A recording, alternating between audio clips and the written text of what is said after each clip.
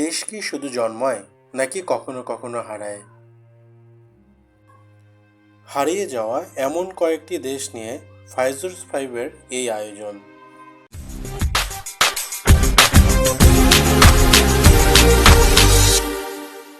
Soviet union.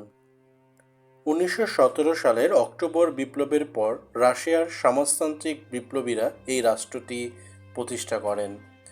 প্রায় 2,24,000 বর্গ kilometre আয়তনের এই দেশটি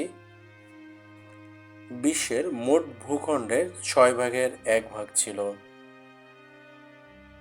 মূলত দেশের শ্রমিক কৃষকদের মুক্তির উদ্দেশ্যে ও বিশ্বব্যাপী সমাজতন্ত্র প্রতিষ্ঠা করাই সোভিয়েত কর্তাদের উদ্দেশ্য ছিল।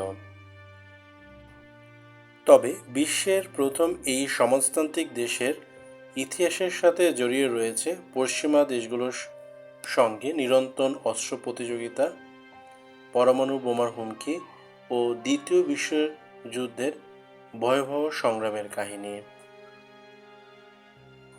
তবে এই সমাজতান্ত্রিক দেশটি ভেঙে যায় 1991 সালে। সোভিয়েত ইউনিয়ন ভেঙে জন্ম নেয় রাশিয়া সহ 15টি নতুন রাষ্ট্র। যুগোস্লাভিয়া।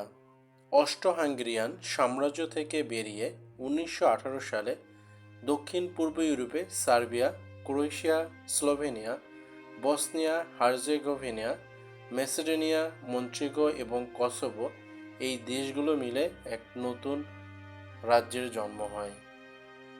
1928 সালে এই রাজ্যটি বা দেশটির নাম দেওয়া হয় যুগোস্লাভিয়া। কিন্তু একজোট হওয়ার পরেও যুগোস্লাভিয়া আরও বেশি শত্রুতার সম্মুখীন হয় এবং দ্বিতীয় বিশ্বযুদ্ধে লিপ্ত হয়। দ্বিতীয় বিশ্বযুদ্ধের পর দেশটির কিংবদন্তি সাম্যবাদী নেতা মার্শাল টিটোর নেতৃত্বে এগিয়ে যেতে থাকে। কিন্তু 1980 সালে মার্শাল টিটোর মৃত্যুর পর বিভিন্ন অন্তর্কলহের কারণে 1992 সালে যুগোস্লাভিয়া ভেঙে যায়। চেকোস্লোভাকিয়া। এই দেশটি যুগোস্লাভিয়ার মতোই 1918 সালের প্রথম বিশ্বযুদ্ধের প্রভাবে গঠিত হয়। পূর্ব ইউরোপের 3 দেশ মোরাভিয়া, স্লোভাকিয়া এবং বোহেমিয়া অস্ট্রো-হাঙ্গেরিয়ান সাম্রাজ্য থেকে বেরিয়ে এই দেশটি গঠন করে। এর পরবর্তীতে 1993 সালে শান্তিপূর্ণভাবেই পূর্ব ও পশ্চিম জার্মানি। দ্বিতীয় বিশ্বযুদ্ধের পর জার্মানিকে 2 ভাগে ভাগ করা হয়, সমাজতান্ত্রিক পূর্ব জার্মানি ও গণতান্ত্রিক পশ্চিম জার্মানি। 2 দেশের সীমান্তে ছিল সে সময় হিসেবে সবচেয়ে কড়াভাবে সুরক্ষিত।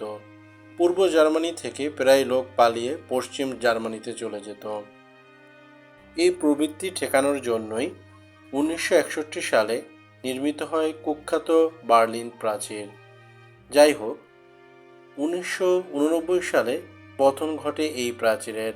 2 জার্মানি এক হয়ে জার্মানি নাম ধারণ করে। সিকিম। হিমালয়ের এই ছোট্ট এলাকাটি সম্পর্কে আমরা অনেকেই কম বেশি জানি। 1642 থেকে 1950 সাল অবধি ভারতের রক্ষণাবেক্ষণে যাওয়ার আগ পর্যন্ত সিকিম ছিল একটি আলাদা সাম্রাজ্য। 1975 সালে সিকিমকে ভারতের একটি রাজ্য বলে ঘোষণা করা হয়। সিকিমের সঙ্গে নেপাল, ভুটান ও চীনের সীমান্ত রয়েছে।